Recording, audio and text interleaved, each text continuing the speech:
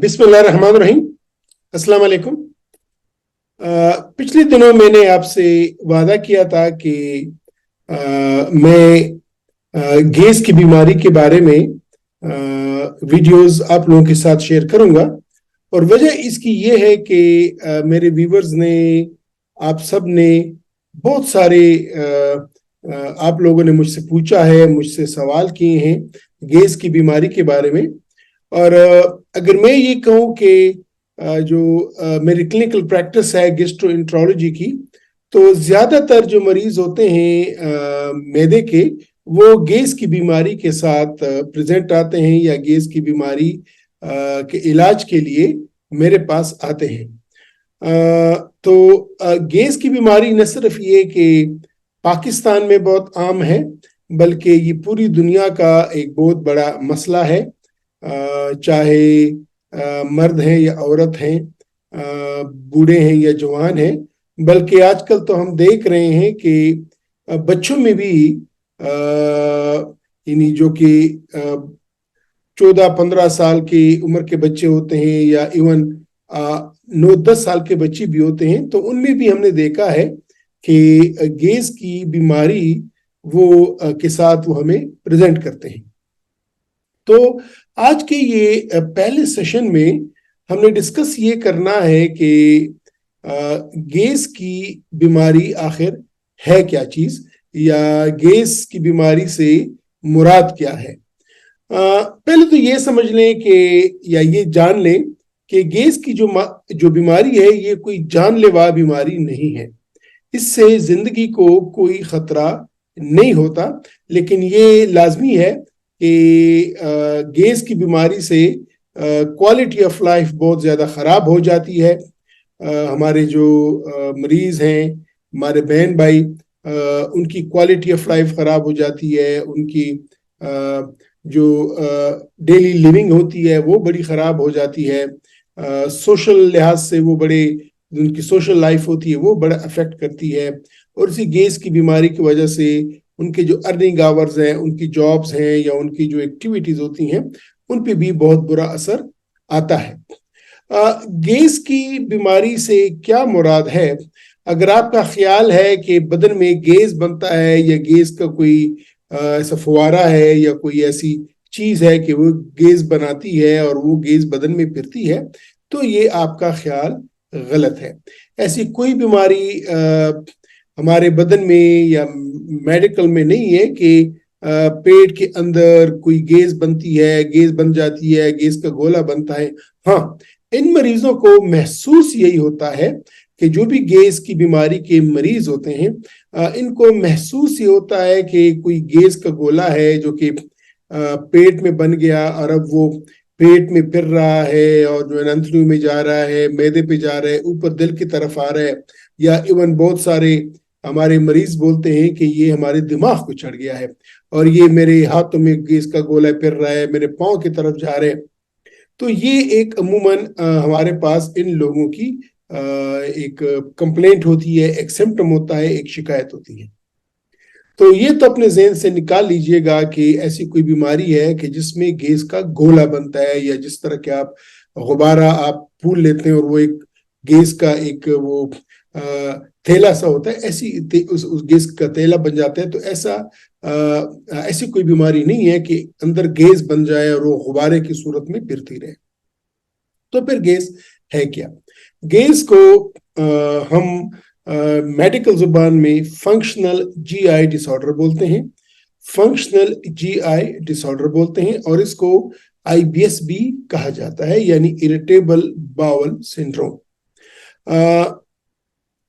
Irritable ये अंग्रेजी का लफ्ज है, और इससे मुराद ये है कि अगर कोई शख्स जो कि बहुत जल्दी गुस्से में आ जाता है, या बहुत जल्दी वो अपना टेम्पर लूज कर जाता है, तो इसको इरिटेबल बोलते हैं। बावल कम से मुराद अंतड़ियां या इंटेस्टाइन्स, आंतें, और सिंड्रोम ऐसी बीमारी को बोलते हैं कि जिसमें बहुत सारे इलामात होती हैं, बहुत सारे सिम्टम्स होते हैं, और वो इलामात और वो सिम्टम्स वो मुख्तलिफ बॉडी की मुख्तलिफ आर्गन्स को बताती हैं कि इसमें ये आर्गन भी है, ये आर्गन भी है, और इसमें औज़ा में मसला है। तो इरिटेबल बाउल सिंड्रोम ایسی بیماری کی جس میں آنتیں، اور میں اس میں شامل کروں گا سٹمک کو بھی، کہ یہ یا نظام میں وہ اریٹیبلٹی ہو جاتی ہے، وہ جو نارمل ان کے فنکشنز ہوتے ہیں وہ فنکشنز نارمل طریقے سے کر نہیں پاتے، اور اس کی وجہ سے یہ آپ کو یہ علامت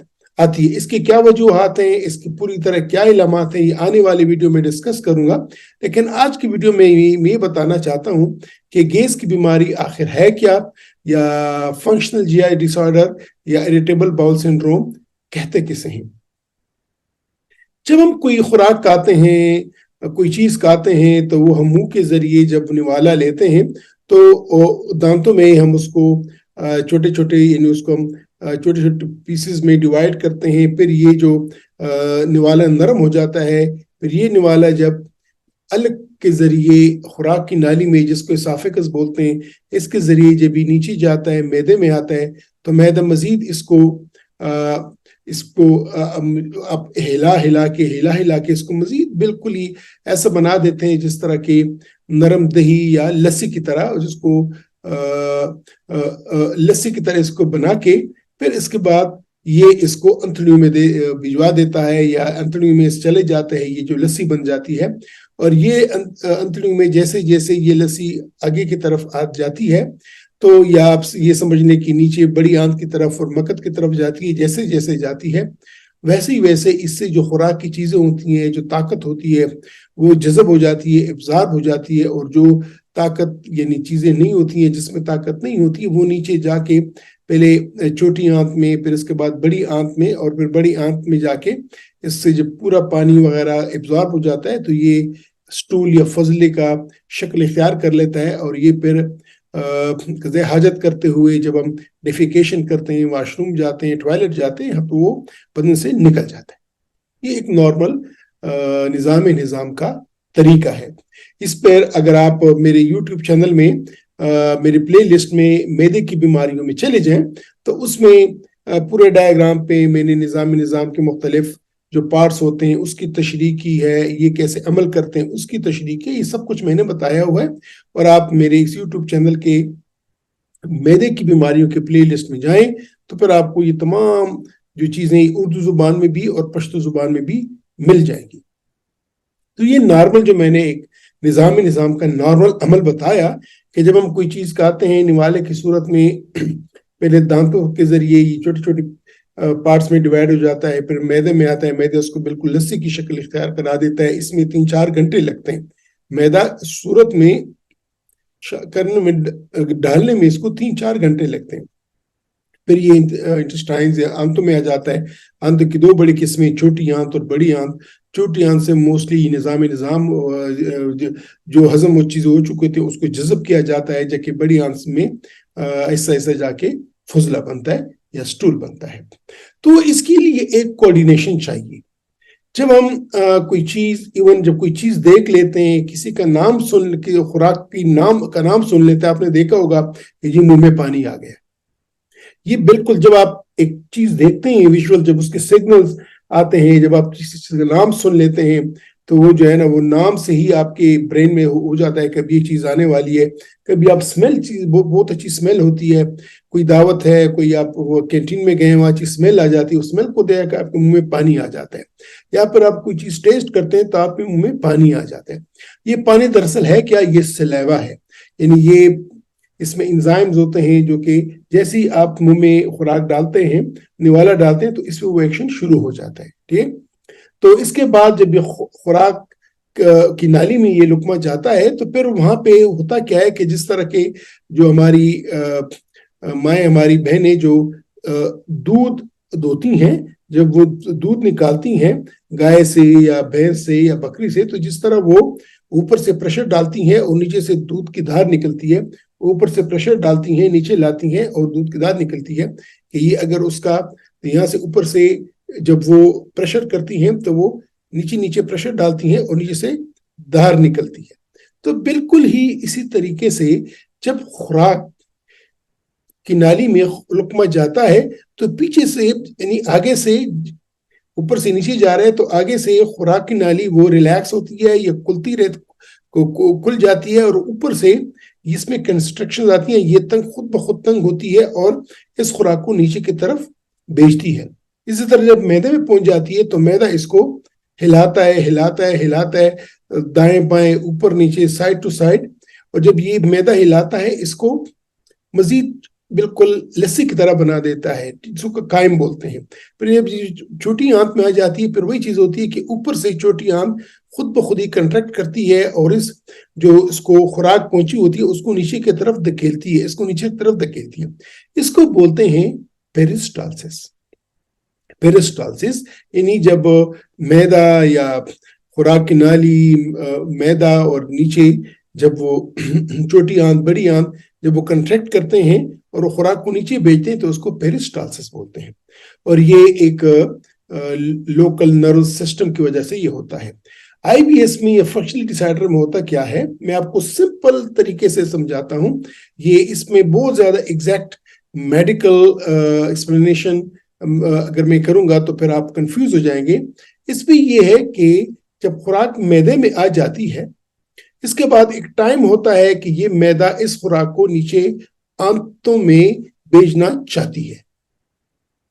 یعنی خوراک میدے نے اس کو وہ شکل دے دی کہ اب یہ اس سے نیچے آنت سے اس کی طاقت جذب ہونے کے قابل ہے، تو میدا کہتا ہے کہ میں اس خوراک کو نیچے انٹسٹائن میں یا آنتوں میں بھیجنا شروع کر دوں. جب یہ اوپر سے کنٹریکٹ کرتی ہے اس وقت میدا تیار نہیں ہوتا، یہ نیچے آنتیں تیار نہیں ہوتی، وہ اس فوڈ کو لینے کے لیے ریڈی نہیں ہوتی. تو ان کوارڈینیشن ہوتی ہے. جب آپ میدا ٹرائی کرتا ہے کہ میں نیچے خوراک بھیج دوں، انٹسٹائنز اس کو پراپر طریقے سے آگے بھیجتی نہیں ہے تو میدا پھول جاتا ہے، گیس ہو جاتی. ٹھیک ہے. اور ٹائم کمز، کبھی ہوتا ہے ایسا ہے کہ آنتیں بولتی ہیں کہ ہم نے خوراک نیچے بھیج دی ہے، اب آپ مزید خوراک سٹمک سے بولتی ہے کہ وہ ہمیں دیں تاکہ ہم اس کو ہضم کرنا شروع کر دیں. لیکن میدا اس کے لیے ریڈی نہیں ہوتی. یعنی ان کوارڈینیشن ہوتی ہے، ان میں آپس میں جو کوارڈینیشن ہے میدے میں اور چھوٹی آنت میں یہ پراپر نہیں ہوتا. اسی طرح چھوٹی آنت اور بڑی آنت میں بھی ایک کوارڈینیشن ہوتی ہے، وہ بھی پراپر نہیں ہوتا. جب یہ لیک آف کوارڈینیشن ہوتی ہے تو اس کے نتیجے میں گیز بنتی ہے، پیٹ پھول جاتا ہے، لگتا ہے آدمی کو کہ بس میرا پیٹ پٹنے والا ہے، میرے آنتیں پٹنے والی ہیں. کبھی کبھار یہ ہوتا ہے کہ ایسے اتنی فاسٹ، کبھی کبھار یہ مومنٹ اتنی فاسٹ ہو جاتی ہے کہ اس شخص کو ڈائریا یا اس شخص پہ دست لگ جاتے ہیں. اور کبھی کبھار ایسا ہوتا ہے کہ یہ جو پیرسٹالسس ہے یہ اتنے سلو ہو جاتے ہیں کہ وہ جو اگر 24 گھنٹے میں 1 یا 2 بار پخانے کی ضرورت ایک عام بندے کو پڑتی ہے تو آئی بی ایس کے مریض کو یا فنکشنل ڈسارڈر کے مریض کو وہ 2 3 4 دن بعد واش روم جاتا ہے، ٹوائلٹ جاتا ہے، اس کو قضاء حاجت کی ضرورت پڑتی ہے. کبھی کبھار ہفتہ 10 دن بھی اس میں لگ جاتے ہیں. تو یہ جب ہم اس کے کلینکل فیچرز اس کے علامات پہ ڈسکشن کریں گے پھر میں آپ کو بتاؤں گا کہ آئی بی ایس کے اور فنکشنل جی آئی ڈس آرڈرز کے کیا کیا قسمیں ہیں، اس کے کیا کیا اقسام ہیں، اس کے کیا کیا علامات ہیں. لیکن یہ سمجھ لیجئے گا کہ I B S irritable bowel syndrome یہ کوئی زخم نہیں ہے، یہ کوئی رسولی یا کوئی کینسر کی بیماری نہیں ہے، یہ کوئی ٹی بی کی بیماری نہیں ہے، یہ جان لیوا بیماری نہیں ہے، لیکن یہ کوالٹی آف لائف کو انتہائی طور پر خراب کرتی ہے.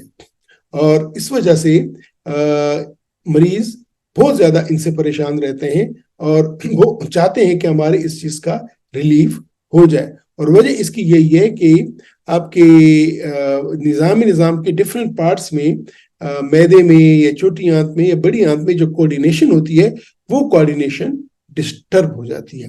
جس وقت میدا خوراک نیچے آنتوں میں دینا چاہتا ہے آنتیں تیار نہیں ہوتی، جس وقت آنتیں خوراک لینا چاہتی ہیں میدا تیار نہیں ہوتا. جس وقت چھوٹی آنت بڑی آنت کو خوراک دینا چاہتی ہے وہ ریڈی نہیں ہوتی بڑی آنت، جس وقت بڑی آنت خوراک چھوٹی آنت سے لینا چاہتی ہے تو پھر اس وقت چھوٹی آنت تیار نہیں ہوتی، اور اس وجہ سے اریٹیبل باؤل سنڈروم اس کو کہتے ہیں. تو ناظرین آج کی ویڈیو میں جس طرح کہ میں نے کہا کہ ہم ڈسکس کریں گے کہ اریٹیبل باؤل سنڈروم یا آئی بی ایس سے مراد کیا ہے، تو یہ میں نے آپ کو بتا دیا ہے. انشاءاللہ اگلی ویڈیو میں آپ سے یہ ڈسکس کروں گا کہ اس گیس کی بیماری میں یا جو اریٹیبل باؤل سنڈروم ہے اس کی علامات کیا ہیں اور اس کی اقسام کیا ہیں. تو اس وقت تک مجھے اجازت دیجیے گا. انشاءاللہ آنے والی ویڈیو میں ہم یہ ڈسکس کریں گے کہ IBS اریٹیبل باؤل سنڈروم کی علامات کیا ہیں, اور مریض کو کیسے پتہ چلتا ہے کہ وہ اس کو IBS ہے, یا ہمیں کیسے اندازہ ہو جاتا ہے کہ اس کو IBS ہے, اور وہ کون سی علامات ہیں کہ جو مریض کو مجبور کرتی ہیں کہ وہ ڈاکٹر کے پاس جائے, وہ میڈیکل اوپینین لے, وہ میڈیکل کنسلٹیشن لے اور وہ علاج لے. تب تک آپ سے اجازت چاہتا ہوں. اپنا خیال رکھیے گا. خدا حافظ.